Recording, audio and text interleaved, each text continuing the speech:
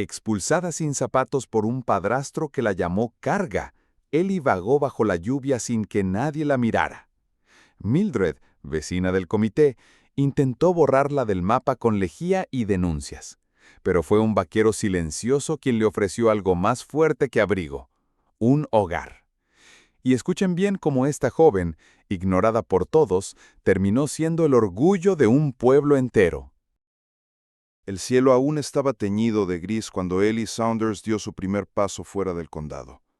Tenía 17 años, el cabello enredado por la noche en vela y los pies desnudos, agrietados por el asfalto. Llevaba puesta una sudadera demasiado grande y una mochila rota colgando de un solo hombro, sin más pertenencias que un cuaderno mojado y 3 latas vacías. La carretera 287 se extendía interminable frente a ella, bordeada por campos secos y cercas de alambre. Cada paso era una decisión: seguir adelante o rendirse. ¿Pero rendirse a qué? ¿A quién? La noche anterior había terminado con un portazo que aún resonaba en sus oídos. Su padrastro, Chuck Morley, hombre de voz áspera y mirada que nunca se ablandaba, había explotado cuando ella regresó sin los cupones del supermercado. «Otra boca inútil. No haces más que respirar el aire de los demás», gruñó, arrojándole su mochila a los pies como si lanzara basura. No hubo discusión, solo gritos, solo silencio después. Su madre no intervino, ni siquiera apareció por el pasillo. Ellie salió sin zapatos, sin llaves, sin un lugar a donde volver. El amanecer en Texas no tiene compasión. El aire seco no acaricia, raspa. Las piedras del arcén cortaban como cuchillas diminutas mientras ella avanzaba con la mirada fija, sin levantar los ojos ni detenerse a mirar quién pasaba. Y pasaban. Camionetas polvorientas, motociclistas solitarios, familias que volvían del rancho. Todos la veían. Nadie se detenía. Algunas ventanillas subían al verla, otras simplemente la ignoraban. Ellie no lloraba. No aún. El pueblo más cercano era Little Creek, un nombre casi irónico para un lugar donde no corría ni un arroyo ni compasión. Cuando llegó, tras varias horas de caminata, lo único que encontró fue una gasolinera con una máquina de café descompuesta y un sándwich pasado de fecha que el dependiente le vendió a regañadientes por unas monedas sueltas. Se sentó en la acera a comérselo, pero no tuvo fuerzas ni para abrir el envoltorio. La cabeza le daba vueltas, los pies sangraban. Cuando el sheriff del pueblo, un hombre fornido con lentes oscuros y voz baja, la vio desde su patrulla, se acercó con paso lento. «¿Anda sola? Este pueblo no es lugar para vagar. Aquí cuidamos nuestras calles limpias», dijo, sin enojo, sin interés. No ofreció ayuda, solo dejó claro que no era bienvenida.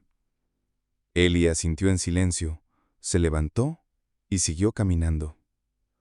En un banco de madera frente al antiguo rodeo, se dejó caer con cuidado, doblando los pies como si fueran de cristal. El sol subía con pereza, pero su calor no alcanzaba. No traía abrigo, no traía futuro. Invisible, eso era. Un error humano caminando sin nombre.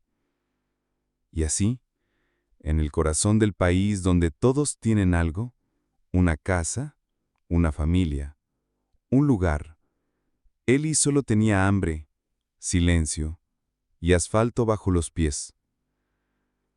Pero no sabía que alguien, no muy lejos, esa misma mañana ya había notado su ausencia, y que el viento en Texas, aunque parezca seco, a veces cambia de dirección. Los días dejaron de tener nombre. Ellie no contaba el tiempo, solo las noches, cada una más fría que la anterior. Aprendió a dormir en silencio, en bancos de metal que se helaban con el anochecer, usando bolsas de basura como mantas. No por calor, porque no lo daban, sino por la sensación de estar envuelta en algo, aunque fuera plástico. El banco frente al rodeo local se convirtió en su sitio. Nadie lo había elegido antes. Estaba al lado de una vieja máquina expendedora rota y de una farola parpadeante que lanzaba sombras como fantasmas. Allí pasaba horas, a veces sin moverse. Observaba las luces del campo de entrenamiento encenderse, los caballos resoplar a lo lejos, los pasos de botas resonar en la tierra seca. Y luego llegó Mildred Pruitt, vecina de voz aguda, miembro activa del comité de vigilancia, siempre con un cuaderno en mano y una opinión en la otra. La vio sentada una mañana y frunció el ceño como si Ellie fuera una mancha en la pintura recién aplicada. Esto no es un refugio, jovencita. No queremos vagabundos frente al corral. Esa misma tarde volvió.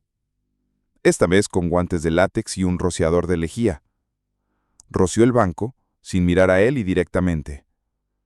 La lluvia aún no había empezado, pero el olor a químicos quedó flotando en el aire. La policía llegó poco después. 2 agentes.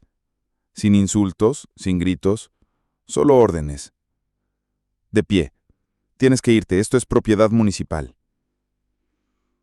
Le pidieron que entregara su mochila. Por seguridad, dijeron. No le devolvieron nada. Ella no discutió. Ni siquiera levantó la voz. Solo se alejó con paso lento, como si el cuerpo ya supiera que nada bueno vendría de quedarse. Y entonces llovió. No una lluvia suave, fue esa lluvia espesa, que empapa en segundos, que arrastra polvo del cielo y lo convierte todo en lodo. Ellie no tenía dónde ir. Caminó hasta el granero municipal, un edificio de madera olvidado al final del pueblo. Detrás, apilados y húmedos, encontró unos fardos de heno mal cubiertos, por una lona rasgada. Se metió entre ellos. Temblaba. Su sudadera empapada se pegaba al cuerpo. El aliento salía como vapor. Cerró los ojos y por primera vez en días sintió que ya no tenía que aguantar más. El cuerpo empezó a rendirse, sin pedir permiso. La fiebre, silenciosa, se instaló como un huésped indeseado. En medio del delirio, sus labios pronunciaban lo único que su corazón recordaba con ternura. «Mamá, ya voy. Mamá, ya voy». No supo si alguien la escuchaba. Las gotas seguían golpeando el techo del granero como tambores lejanos. Los caballos dentro se movían inquietos. El mundo seguía girando. Pero entre fardos mojados y fiebre sin nombre, una niña dejó de resistir y comenzó a desaparecer. Hasta que alguien, finalmente, oyó. La mañana amaneció despejada, con un sol dorado que se colaba entre los robles secos. Wade Callahan, hombre de manos curtidas y mirada sincera, caminaba por la parte trasera de su rancho con una carretilla llena de heno. Llevaba años repitiendo esa rutina, desde que se había quedado solo. Su esposa había partido una primavera atrás, y desde entonces el rancho era solo él, los caballos y el silencio. Esa mañana, algo interrumpió su calma. Una tos ahogada, casi un susurro, lo hizo detenerse. Giró lentamente la cabeza hacia un rincón del granero comunitario colindante, donde unas pacas estaban desordenadas. Al acercarse, pensó que quizá era un animal atrapado, un coyote o un mapache. Pero cuando apartó la lona húmeda, lo que vio fue una figura humana, encogida, empapada, en blando. Una niña. Ellie. Estaba enredada en la fiebre, los labios resecos, la mirada perdida. No dijo nada, ni se asustó. Ya no tenía fuerzas ni para temer. Wade no preguntó nada. Se quitó su chaqueta de cuero, desgastada pero cálida, y la envolvió con ella con una ternura que no tenía palabras. Se agachó, colocó un brazo bajo sus hombros y con voz baja le murmuró al oído: «Tranquila, ya no está sola». La llevó al rancho en su camioneta, sin sirenas, sin urgencias, solo con cuidado. En casa, preparó sopa caliente, pan de maíz recién tostado y dejó una toalla limpia sobre la mesa. Ellie no habló. Se sentó. Observó. Comió despacio, como si tuviera que asegurarse de que era real. Esa noche durmió en la habitación que había sido de la hija que Wade nunca tuvo, con sábanas limpias y una lámpara encendida por si despertaba con miedo. No se dijeron muchas palabras los primeros días. Wade no exigía, solo ofrecía. Pasaron semanas. Ellie empezó a salir del cuarto por su cuenta. Preguntó si podía ayudar con los caballos. Wade le dio un cepillo y una silla de montar. Sin instrucciones, solo una sonrisa breve. Ella aprendía rápido. A los animales les hablaba bajito, y ellos, curiosamente, respondían. Un día Wade la vio reír mientras uno de los potrillos le lamía la mano. Fue apenas un segundo, pero ese segundo, para él, fue suficiente. Cada jornada devolvía a Ellie algo que le habían robado. Nombre, espacio, voz. No necesitaba decirlo en voz alta. Se notaba en cómo caminaba más erguida, en cómo respondía cuando alguien la miraba a los ojos. Ya no bajaba la cabeza. Y una noche, cuando Wade cerraba el portón del rancho con la última luz del día tiñendo el cielo de cobre, Ellie, ya de pie junto a él, preguntó sin mirarlo, ¿por qué haces esto? Wade tardó en responder. Apoyó las manos en la cerca y con una voz tan suave como el viento que mueve los campos, contestó. Porque el mundo te falló. Yo no lo haré. Ellie no respondió. Solo se quedó quieta, mirando hacia el horizonte. Y por primera vez en mucho tiempo, creyó. La transformación de Ellie Sanders no fue un milagro, fue una constancia. Una reconstrucción suave, como si el alma supiera, en silencio, cómo volver a tejerse. Día tras día en el rancho Callahan comenzó a florecer. Ya no era la niña del banco, ni la que tosía bajo la lluvia. Ahora era Ellie, la que sabía curar la piel de los caballos con pomadas de hierbas, la que reía cuando la harina volaba en la cocina, la que se despertaba antes del amanecer para ver salir el sol desde la colina más alta del rancho. No fue empleada, ni huésped, fue hija. Wade no le impuso ese título, solo lo vivió con ella. En cómo preparaba 2 tazas de café, en cómo guardaba las botas junto a las suyas, en cómo le enseñó a usar un lazo con la paciencia que antes solo había reservado para sus animales más desconfiados. Ellie terminó sus estudios por internet en una vieja laptop con la carcasa agrietada. Colgó su diploma en la cocina, justo al lado del calendario de siembra. Aprendió a ensillar caballos sin mirar y a sembrar tomates como si cada semilla fuera una historia nueva que el mundo tenía que conocer.